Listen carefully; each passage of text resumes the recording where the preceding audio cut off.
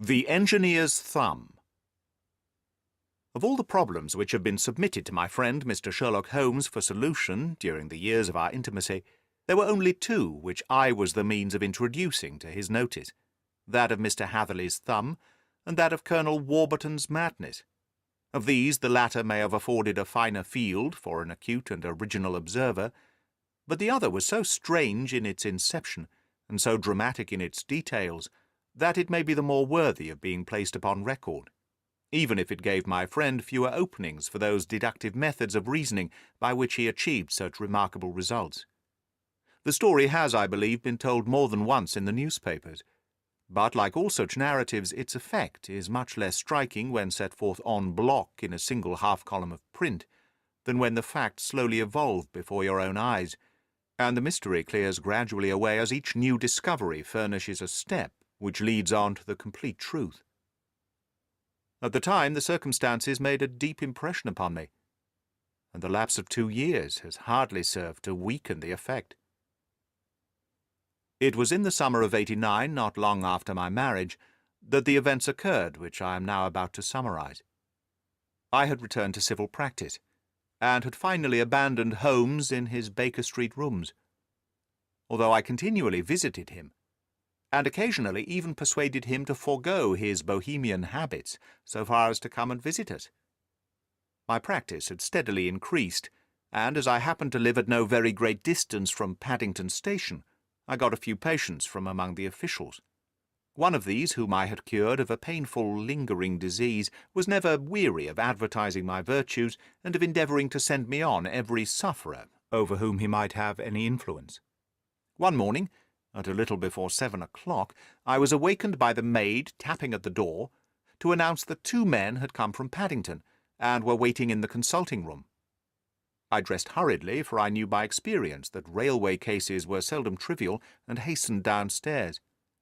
As I descended, my old ally, the guard, came out of the room and closed the door tightly behind him. "I've got him here," he whispered, jerking his thumb over his shoulder. "He's all right." "What is it, then?" I asked, for his manner suggested that it was some strange creature which he had caged up in my room. "It's a new patient," he whispered. "I thought I'd bring him round myself. Then he couldn't slip away. There he is, all safe and sound. I must go now, Doctor. I have my duties just the same as you." And off he went, this trusty tout, without even giving me time to thank him. I entered my consulting room and found a gentleman seated by the table. He was quietly dressed in a suit of heather tweed, with soft cloth cap, which he had laid down upon my books. Round one of his hands he had a handkerchief wrapped, which was mottled all over with blood-stains. He was young, not more than 25, I should say, with a strong masculine face. But he was exceedingly pale, and gave me the impression of a man who was suffering from some strong agitation, which it took all his strength of mind to control. "I am sorry to knock you up so early, Doctor," said he, "but I have had a very serious accident during the night. I came in by train this morning, and on inquiring at Paddington as to where I might find a doctor, a worthy fellow very kindly escorted me here. I gave the maid a card, but I see that she has left it upon the side table." I took it up and glanced at it. "Mr. Victor Hatherley, hydraulic engineer, 16A, Victoria Street, 3rd floor." That was the name, style, and abode of my morning visitor. "I regret that I have kept you waiting," said I, sitting down in my library chair. "You are fresh from a night journey, I understand, which is in itself a monotonous occupation." "Oh, my night could not be called monotonous," said he, and laughed. He laughed very heartily, with a high ringing note, leaning back in his chair and shaking his sides.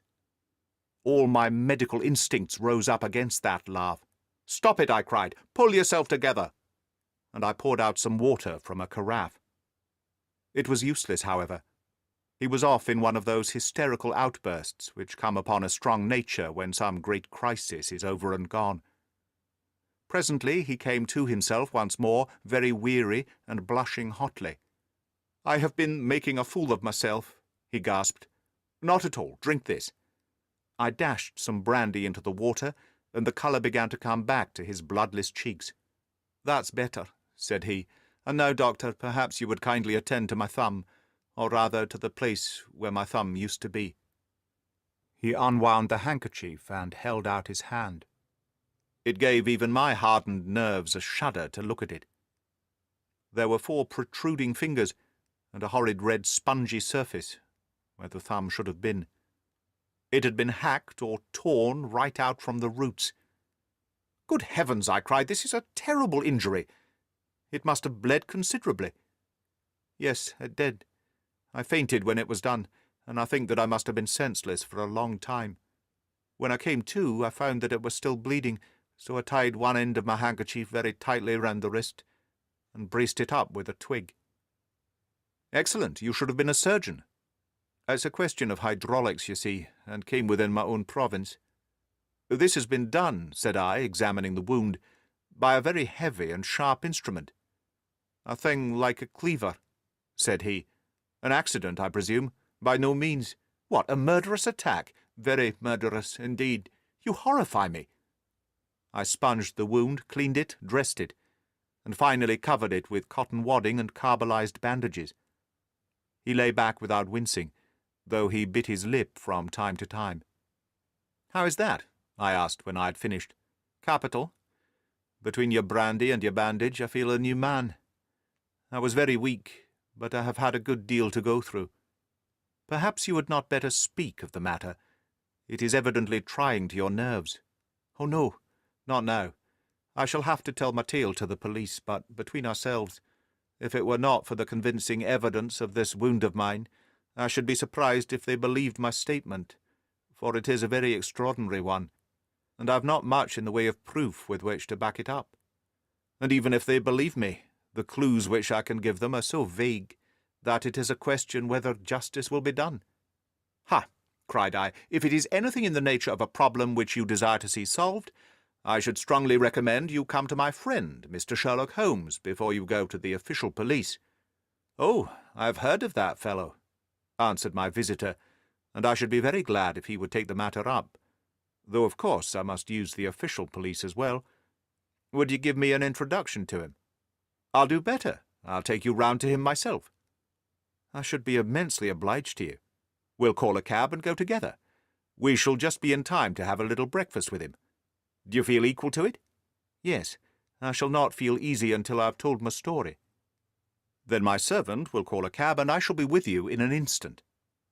I rushed upstairs, explained the matter shortly to my wife, and in 5 minutes was inside a hansom, driving with my new acquaintance to Baker Street.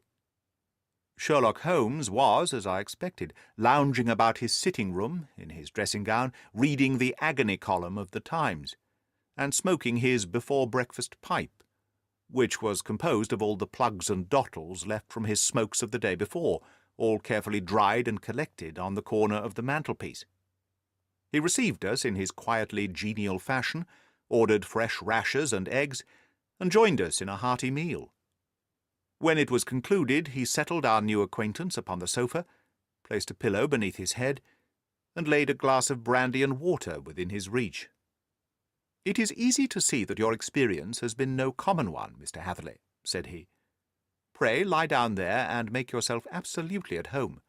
Tell us what you can, but stop when you are tired, and keep up your strength with a little stimulant." "Thank you," said my patient, "but I have felt another man since the doctor bandaged me, and I think that your breakfast has completed the cure. I shall take up as little of your valuable time as possible, so I shall start at once upon my peculiar experiences." Holmes sat in his big armchair with the weary, heavy-lidded expression which veiled his keen and eager nature, while I sat opposite to him, and we listened in silence to the strange story which our visitor detailed to us. "You must know," said he, "that I am an orphan and a bachelor, residing alone in lodgings in London. By profession I am a hydraulic engineer, and have had considerable experience of my work during the 7 years that I was apprenticed to Venner and Matheson, the well-known firm of Greenwich. 2 years ago, having served my time, and having also come into a fair sum of money through my poor father's death, I determined to start in business for myself, and took professional chambers in Victoria Street. I suppose that everyone finds his first independent start in business a dreary experience. To me it had been exceptionally so.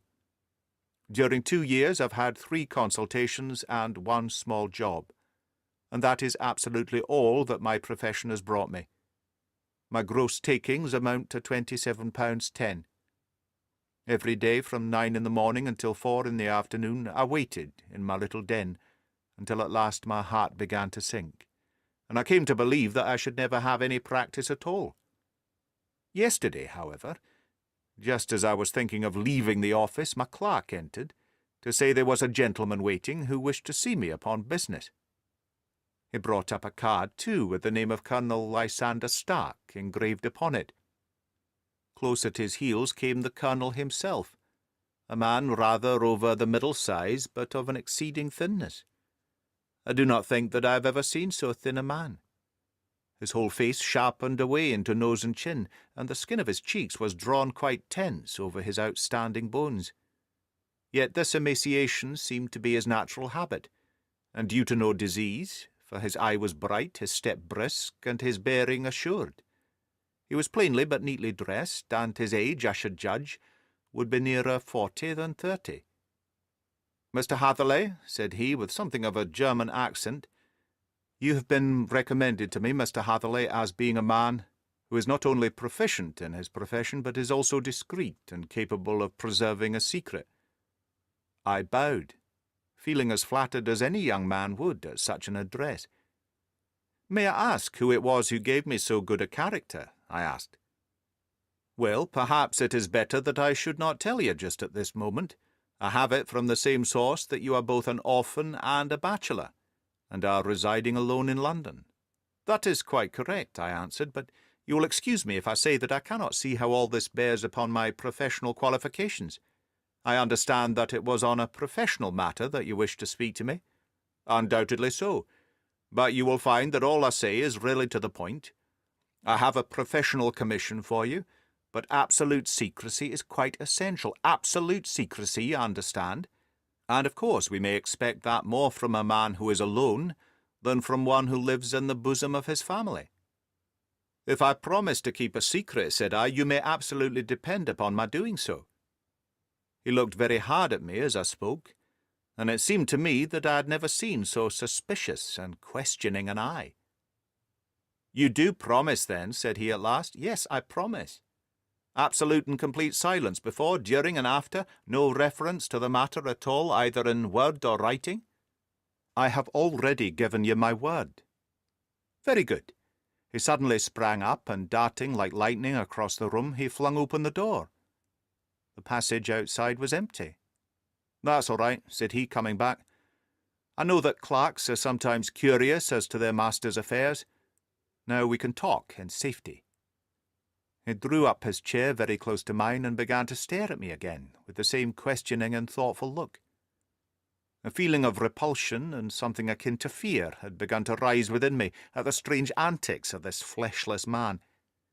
Even my dread of losing a client could not restrain me from showing my impatience. "I beg that you will state your business, sir," said I. "My time is of value." Heaven forgive me for that last sentence, but the words came to my lips. "How would 50 guineas for a night's work suit you?" he asked. "Most admirably. I say a night's work, but an hour's would be nearer the mark. I simply want your opinion about a hydraulic stamping machine which has got out of gear. If you show us what is wrong, we shall soon set it right ourselves. What do you think of such a commission as that? The work appears to be light, and the pay munificent." "Precisely so. We shall want you to come tonight by the last train." "Where to?" "To Eyford, in Berkshire. It's a little place near the borders of Oxfordshire, and within 7 miles of Reading.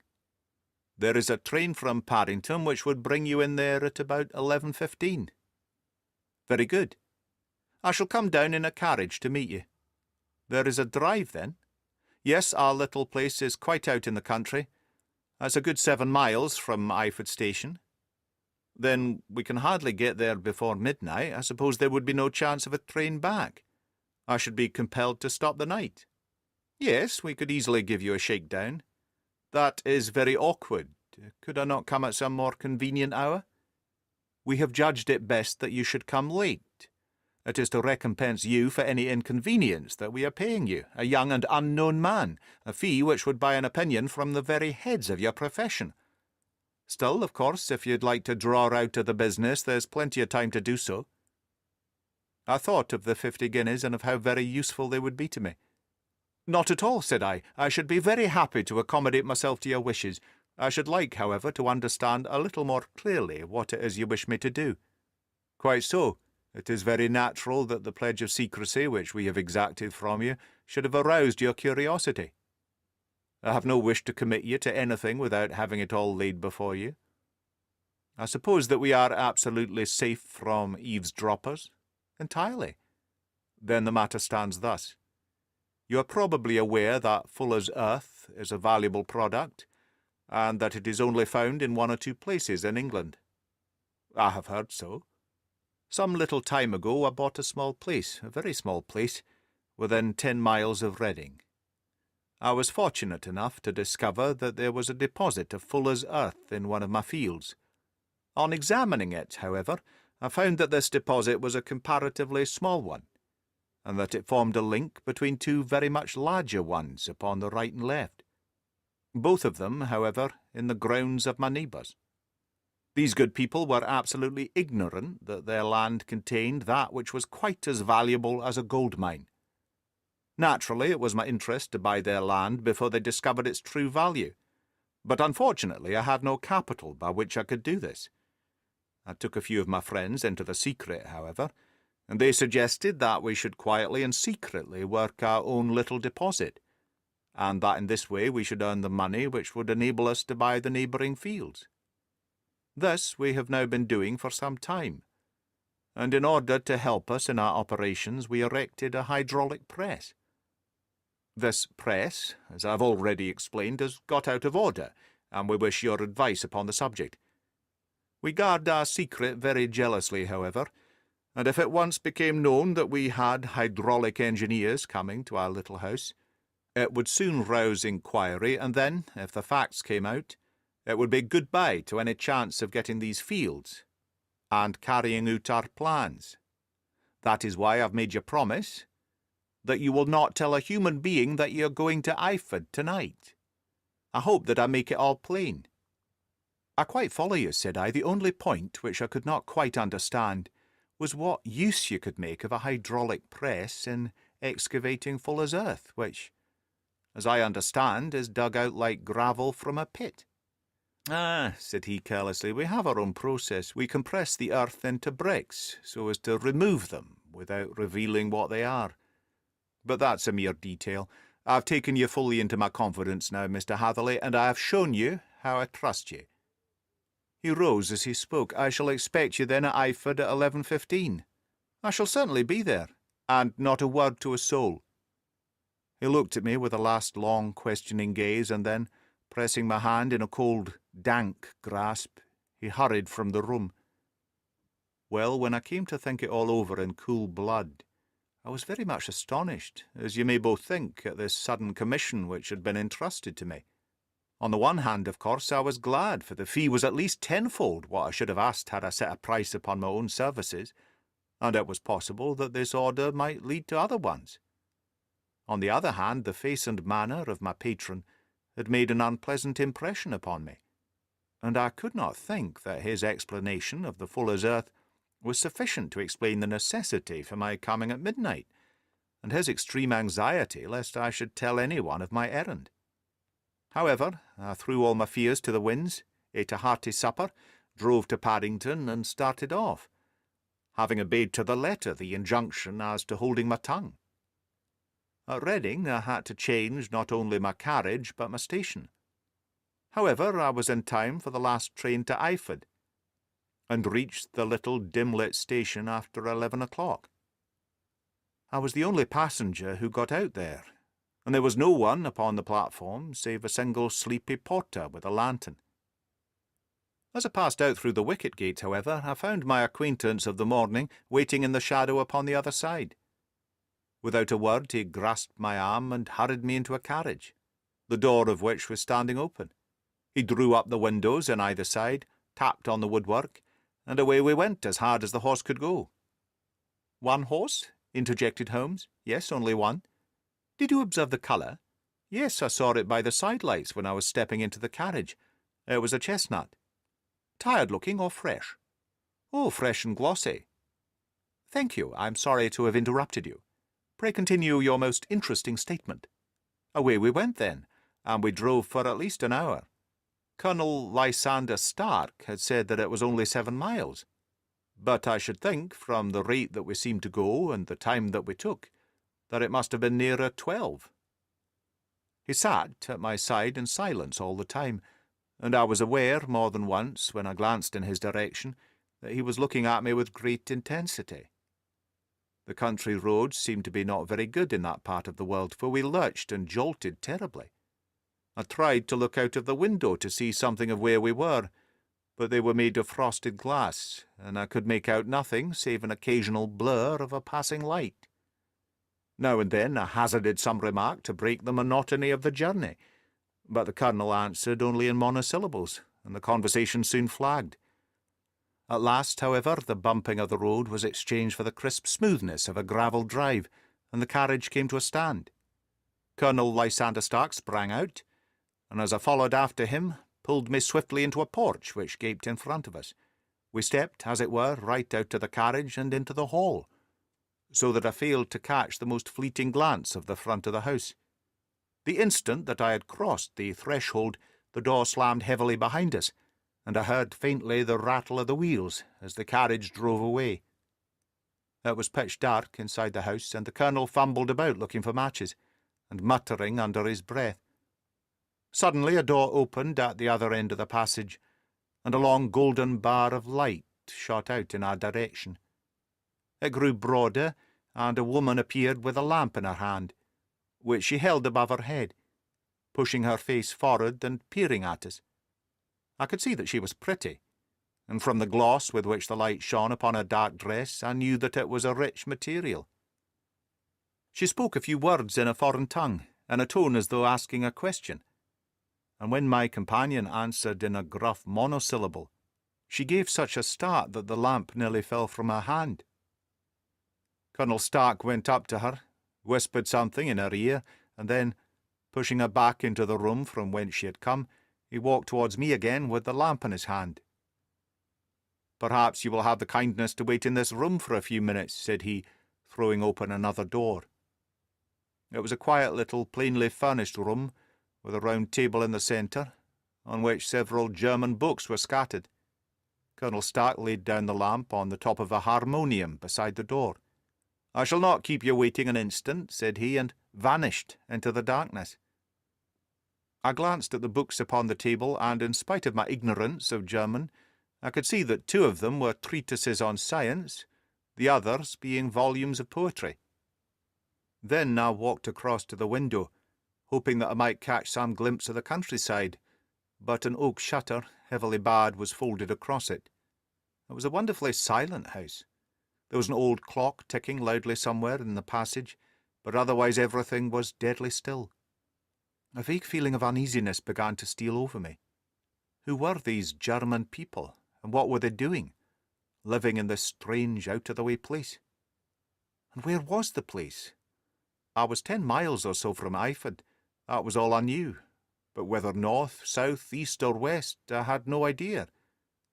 For that matter, Reading, and possibly other large towns, were within that radius, so the place might not be so secluded after all. Yet it was quite certain from the absolute stillness that we were in the country. I paced up and down the room, humming a tune under my breath to keep up my spirits, and feeling that I was thoroughly earning my 50-guinea fee.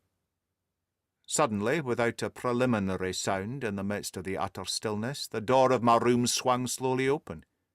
The woman was standing in the aperture, the darkness of the hall behind her, the yellow light from my lamp beating upon her eager and beautiful face. I could see at a glance that she was sick with fear, and the sight sent a chill to my own heart. She held up one shaking finger to warn me to be silent, and she shot a few whispered words of broken English at me, her eyes glancing back, like those of a frightened horse, into the gloom behind her. "I would go," said she, trying hard, as it seemed to me, to speak calmly. "I would go. I should not stay here. There is no good for you to do." "But, madam," said I have not yet done what I came for. I cannot possibly leave until I have seen the machine." "It is not worth your while to wait," she went on. "You can pass through the door. No one hinders." And then, seeing that I smiled and shook my head, she suddenly threw aside her constraint and made a step forward with her hands wrung together. "For the love of heaven," she whispered, "get away from here before it's too late." But I am somewhat headstrong by nature, and the more ready to engage in an affair when there is some obstacle in the way. I thought of my 50-guinea fee, of my wearisome journey, and of the unpleasant night which seemed to be before me. Was it all to go for nothing? Why should I slink away without having carried out my commission, and without the payment which was my due? This woman might, for all I knew, be a monomaniac. With a stout bearing, therefore, though her manner had shaken me more than I cared to confess, I still shook my head, and declared my intention of remaining where I was. She was about to renew her entreaties when a door slammed overhead, and the sound of several footsteps were heard upon the stairs. She listened for an instant, threw up her hands with a despairing gesture, and vanished as suddenly and noiselessly as she had come. The newcomers were Colonel Lysander Stark and a short, thick man, with a chinchilla beard growing out of the creases of his double chin, who was introduced to me as Mr. Ferguson. "This is my secretary and manager," said the Colonel. "By the way, I was under the impression that I left this door shut just now. I fear that you felt the draught." "On the contrary," said I opened the door myself, because I felt the room to be a little close." He shot one of his suspicious glances at me. "Perhaps we had better proceed to business, then," said he. "Mr. Ferguson and I will take you up to see the machine." "I had better put my hat on, I suppose." "Oh, no, it's in the house." "What, you dig full as earth in the house?" No, that is only where we compress it. But never mind that. All we wish you to do is examine the machine and let us know what is wrong with it." We went upstairs together, the Colonel first with a lamp, the fat manager and I behind him. It was a labyrinth of an old house with corridors, passages, narrow winding staircases, and little low doors, the thresholds of which were hollowed out by the generations who had crossed them. There were no carpets and no signs of any furniture above the ground floor, while the plaster was peeling off the walls and the damp was breaking through in green, unhealthy blotches. I tried to put on as unconcerned an air as possible, but I had not forgotten the warnings of the lady, even though I disregarded them, and I kept a keen eye upon my two companions. Ferguson appeared to be a morose and silent man, but I could see from the little that he had said that he was at least a fellow countryman. Colonel Lysander Stark stopped at last before a low door, which he unlocked. Within was a small square room, in which the three of us could hardly get at one time. Ferguson remained outside, and the Colonel ushered me in. "We are now," said he, "actually within the hydraulic press, and it would be a particularly unpleasant thing for us if any were to turn it on. The ceiling of this small chamber is really the end of the descending piston, and it comes down with the force of many tons upon this metal floor. There are small lateral columns of water outside which receive the force, and which transmit and multiply it in the manner which is familiar to you. The machine goes readily enough, but there is some stiffness in the working of it, and it has lost a little of its force. Perhaps you'll have the goodness to look it over and to show us how we can set it right." I took the lamp from him, and I examined the machine very thoroughly. It was indeed a gigantic one, and capable of exercising enormous pressure. When I passed outside, however, and pressed down the levers which controlled it, I knew at once by the whooshing sound that there was a slight leakage, which allowed a regurgitation of water through one of the side cylinders. An examination showed that one of the india-rubber bands, which was round the head of a driving rod, had shrunk so as not quite to fill the socket along which it worked. This was clearly the cause of the loss of power, and I pointed it out to my companions, who followed my remarks very carefully, and asked several practical questions as to how they should proceed to set it to right. When I had made it clear to them, I returned to the main chamber of the machine and took a good look at it to satisfy my own curiosity. It was obvious at a glance that the story of the Fuller's Earth was the merest fabrication, for it would be absurd to suppose that so powerful an engine could be designed for so inadequate a purpose. The walls were of wood, but the floor consisted of a large iron trough, and when I came to examine it, I could see a crust of metallic deposit all over it. I had stooped and was scraping at this to see exactly what it was, when I heard a muttered exclamation in German, and saw the cadaverous face of the colonel looking down at me. "What are you doing there?" he asked.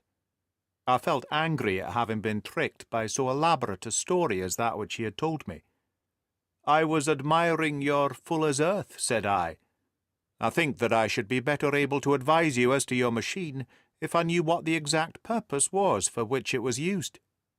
The instant that I uttered the words, I regretted the rashness of my speech. His face set hard, and a baleful light sprang up in his grey eyes. "Very well," said he, "you shall know all about the machine." He took a step backward, slammed the little door, and turned the key in the lock. I rushed towards it and pulled at the handle, but it was quite secure, and it did not give in the least to my kicks and shoves. "Hello!" I yelled. "Hello, Colonel! Let me out!" And then suddenly in the silence I heard a sound which sent my heart into my mouth. It was the clank of the levers and the swish of the leaking cylinder. He had set the engine at work. The lamp still stood upon the floor where I had placed it, examining the trough. By its light I saw that the black ceiling was coming down upon me, slowly, jerkily, but as none knew better than myself, with the force which must within a minute grind me to a shapeless pulp. I threw myself screaming against the door and dragged with my nails at the lock. I implored the colonel to let me out, but the remorseless clanking of the levers drowned my cries. The ceiling was only a foot or two above my head, and with my hand upraised I could feel its hard, rough surface. Then it flashed through my mind that the pain of my death would depend very much upon the position in which I met it. If I lay on my face, the weight would come upon my spine, and I shuddered to think of that dreadful snap. Easier the other way, perhaps, and yet had I the nerve to lie and look up at that deadly black shadow wavering down upon me? Already I was unable to stand erect when my eye caught something which brought a gush of hope back to my heart. I have said that though the floor and ceiling were of iron, the walls were of wood. As I gave a last hurried glance around, I saw a thin line of yellow light between two of the boards, which broadened and broadened as a small panel was pushed backwards. For an instant I could hardly believe that here was indeed a door which led away from death. The next I threw myself through and lay half fainting upon the other side. The panel had closed again behind me, but the crash of the lamp, and a few moments afterwards the clang of the two slabs of metal told me how narrow had been my escape. I was recalled to myself by a frantic plucking at my wrist, and I found myself lying upon the stone floor of a narrow corridor, while a woman bent over me and tugged at me with her left hand, while she held a candle in her right. It was the same good friend whose warning I had so foolishly rejected. "Come, come," she cried breathlessly, "they will be here in a moment. They will see that you're not there. Oh, do not waste the so precious time, but come." This time at least I did not scorn her advice. I staggered to my feet and ran with her along the corridor and down a winding stair. The latter led to another broad passage, and just as we reached it, we heard the sound of running feet and the shouting of two voices, one answering the other, from the floor on which we were, and from the one beneath. My guide stopped and looked about her like one who is at her wit's end. Then she threw open a door which led into a bedroom, through the window of which the moon was shining brightly. "It is your only chance," said she. "It is high, but it may be that you can jump it." As she spoke, a light sprang into view at the further end of the passage, and I saw the lean figure of Colonel Lysander Stark rushing forward with a lantern in one hand and a weapon like a butcher's cleaver in the other. I rushed across the bedroom, flung open the window, and looked out. How quiet and sweet and wholesome the garden looked in the moonlight, and it could not be more than 30 feet down. I clambered out upon the sill, but I hesitated to jump, until I should have heard what passed between my saviour and the ruffian who pursued me. If she were ill-used, then at any risk I was determined to go back to her assistance. The thought had hardly flashed through my mind before he was at the door, pushing his way past her, but she threw her arms round him and tried to hold him back. "Fritz, Fritz," she cried in English, "remember your promise after the last time. You said it should not be again. He will be silent. Oh, he will be silent." "You are mad, Elise," he shouted, struggling to break away from her. "You will be the ruin of us. He has seen too much. Let me pass, I say." He dashed her to one side and, rushing to the window, cut at me with his heavy weapon. I had let myself go, and was hanging with my fingers in the window slot and my hands across the sill when his blow fell. I was conscious of a dull pain, my grip loosened, and I fell into the garden below. I was shaken, but not hurt by the fall, so I picked myself up and rushed off among the bushes as hard as I could run, for I understood that I was far from being out of danger yet. Suddenly, however, as I ran, a deadly dizziness and sickness came over me. I glanced down at my hand, which was throbbing painfully, and then for the first time saw that my thumb had been cut off, and that blood was pouring from my wound. I endeavoured to tie my handkerchief round it, but there came a sudden buzzing in my ears, and next moment I fell in a dead faint among the rose bushes. How long I remained unconscious I cannot tell. It must have been a very long time, for the moon had sunk, and a bright morning was breaking when I came to myself. My clothes were all sodden with dew, and my coat sleeve was drenched with blood from my wounded thumb. The smarting of it recalled in an instant all the particulars of my night's adventure, and I sprang to my feet with the feeling that I might hardly yet be safe from my pursuers. But to my astonishment, when I came to look round me, neither house nor garden were to be seen. I had been lying in an angle of the hedge close by the high road, and just a little lower down was a long building which proved, upon my approaching it, to be the very station at which I had arrived upon the previous night. Were it not for the ugly wound upon my hand, all that had passed during those dreadful hours might have been an evil dream. Half-dazed, I went into the station and asked about the morning train. There would be one to Reading in less than an hour. The same porter was on duty, I found, as had been there when I arrived. I inquired from him whether he had ever heard of Colonel Lysander Stark. The name was strange to him. Had he observed a carriage the night before waiting for me? No, he had not. Was there a police station anywhere near? There was one about 3 miles off. It was too far for me to go, weak and ill as I was. I determined to wait until I got back to town before telling my story to the police. It was a little past 6 when I arrived, so I went first to have my wound dressed, and then the doctor was kind enough to bring me along here. I put the case into your hands, and shall do exactly what you advise." We both sat in silence for some little time after listening to this extraordinary narrative. Then Sherlock Holmes pulled down from the shelf one of the ponderous commonplace books in which he placed his cuttings. "Here is an advertisement which will interest you," said he. "It appeared in all the papers about a year ago. Listen to this. Lost on the 9th inst, Mr. Jeremiah Hayling, aged 26, a hydraulic engineer. Left his lodgings at 10 o'clock at night, and has not been heard of since. Was dressed in, etc., etc. Ha! That represents the last time that the Colonel needed to have his machine overhauled, I fancy." "Good heavens!" cried my patient. "Then that explains what the girl said." "Undoubtedly.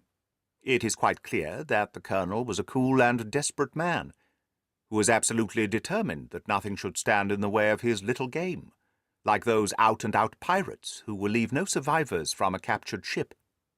Well, every moment now is precious. So, if you feel equal to it, we shall go down to Scotland Yard at once, as a preliminary to starting for Eyford. Some 3 hours or so afterwards we were all in the train together, bound from Reading to the little Berkshire village.